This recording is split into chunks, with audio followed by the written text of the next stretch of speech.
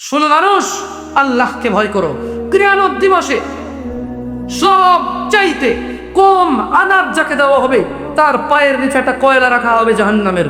তার মস্তিষ্ক টকবক টকবক করে জ্বলবে, তার মস্তিষ্ক টকবক টকবক করে জ্বলবে। এই ব্যক্তি মনে করবে আমার চাইতে বেশি শাস্তি মনে হয় আল্লাহ তাআলা যত মানুষ সৃষ্টি করেছে আর কাউকে দেয়নি। অথচ আল্লাহ সুবহানাহু ওয়া তাআলা, রাসূল সাল্লাল্লাহু আলাইহি সাল্লাম বলেছেন, এর চাইতে নিম্নমানের শাস্তি আর কাউকে দেওয়া হবে না, যার পায়ের নিচে শুধু একটা কয়লা রাখা হবে, তার মস্তিষ্ক টকবক টকবক করে জ্বলবে। আল্লাহ সুবহানাহু ওয়া তাআলা বলেন, ইউসাল্লাহু ওয়া মুহাম্মদ সাল্লাল্লাহু আলাইহি সাল্লাম, আপনি দেখবেন অপরাধীরা যারা ঘুষ নিয়ে ব্যস্ত, সুদ নিয়ে ব্যস্ত, জানা নিয়ে ব্যস্ত, মদ নিয়ে ব্যস্ত, জুয়া নিয়ে ব্যস্ত, মিথ্যা নিয়ে ব্যস্ত, আযানকে পরোয়া করে না, সালাতে পরোয়া করে না, বেনামাজি হওয়াকে কুফরি মনে করে না, আপনি দেখবেন ইয়াওয়াদুল মুজরিম, এই অপরাধীগুলো লাউ ইফতারি মিন আযাবি ইয়াউমিন বিবানিন, তারা আল্লাহকে বলবে, ইয়া আল্লাহ, ইয়া আল্লাহ, এই ছেলেকে নিয়ে নেন, ইয়া আল্লাহ, এই ছেলেকে জাহান্নামে দিয়ে দেন, আমার মুক্তিপণ হিসেবে আমি ছেলেকে দিয়ে দিলাম, আমাকে আজকে আপনি জাহান্নামের আগুন থেকে বাঁচিয়ে দেন। ও সাহিবাতিহি ওয়াকি, অপরাধী অপরাধ করে মৃত্যুবরণ করিও না মুসলিম। এই জন্য আমি বক্তব্যের শুরুতে বলেছিলাম, ওয়ালা তামুতুন্না ইল্লা ওয়া আনতুম মুসলিমুন, মুসলমান হওয়া ছাড়া মরিও না। খবরদার, মুসলমান হওয়া ছাড়া মরিও না। মুসলমান হওয়া ছাড়া মরলে বড় বিপদ আছে। মুসলমান হওয়া ছাড়া মরলে বড় বিপদ আছে।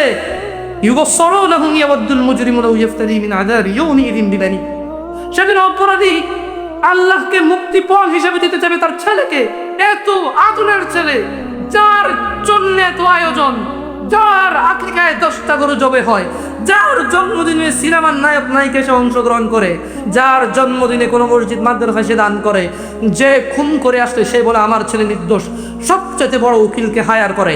এত আদরের ছেলে, যেই ছেলে সাক্ষণ করলে মাপ, যেই ছেলের জরিমানা দিতে দিতে বাপ কখনো অসন্তুষ্ট হয় না, এই এত আদরের সন্তানকে পরিস্থিতি কি হতে পারে একটু ভাবো মুসলিম।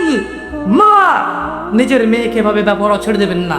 আপনি বাবা, আপনাকে বলছি ভাইয়া, চাচা, যদি খালি অপরাধী হয় মরো, তবে শুনো সূরা মাআরিজ আল্লাহ বলছেন, অপরাধী সেদিন তার মুক্তিপণ হিসেবে দিতে চাইবে তার ছেলেকে, ও সাহিদাতিহি ওয়া আখি, তার স্ত্রী, তার ভাইকে, ও ফাসিলাতিহি আল্লাতী তুই, তার জ্ঞাতি গোষ্ঠী যারা ওকে আশ্রয় দিত, ওমান ফিল আরদি জামিরিয়ার সুম্মা ইউরবিহি, যখন হবে না আল্লাহ বলবে ছেলে লাগবে না, তুই অপরাধী, তোকে লাগবে।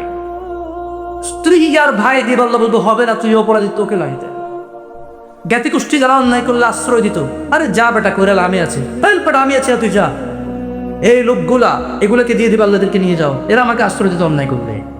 আল্লাহ বলবে যে তোকে লাগ, বলবে ওমান ফিল আরদি জামিআ, অতঃপর সে বলবে ইয়া আল্লাহ, জমিন আর জমিনে যা কিছু আছে, সুম্মা ইউনজি, এই জমিনটা পুরো এই পৃথিবীতে যা আছে সব নিয়ে নেন, সুম্মা ইউনজি, অতঃপর আমাকে নাজাত দিয়ে দেন। যেই রব আহ্বান করে বলে রাতের 1/3 যখন থাকে, যে দয়ালু রব আহ্বান করে বলে এই দিনের অপরাধীরা আসো রবের কাছে ক্ষমা চাও, ক্ষমা করে দিব। সুস্থ হতে চাও, সুস্থ করব। জান্নাত চাও, দিয়ে দেব। এত দয়ালু রব, যিনি বলে বান্দা তুমি জমিন থেকে আকাশ পর্যন্ত গুনাহ নিয়ে আসো, আমি রব জমিন থেকে আকাশ পর্যন্ত দয়া নিয়ে আসবো, আমার সাথে শিরিক করো না। এত দয়ালু রব সেদিন ওই অপরাধী হয়ে যদি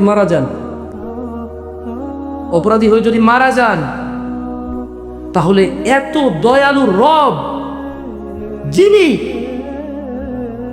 মানুষের হৃদয়ে ধুকা কম্বা এর চাইতে কিছু একটা ছোট, বোঝা যায় না, বলা যায় না, ভাষা নাই, কিন্তু কিছু একটা ছোট, বাস এর ছোট আর কিছু নাই, এটা বলা যায় না। নাম কি?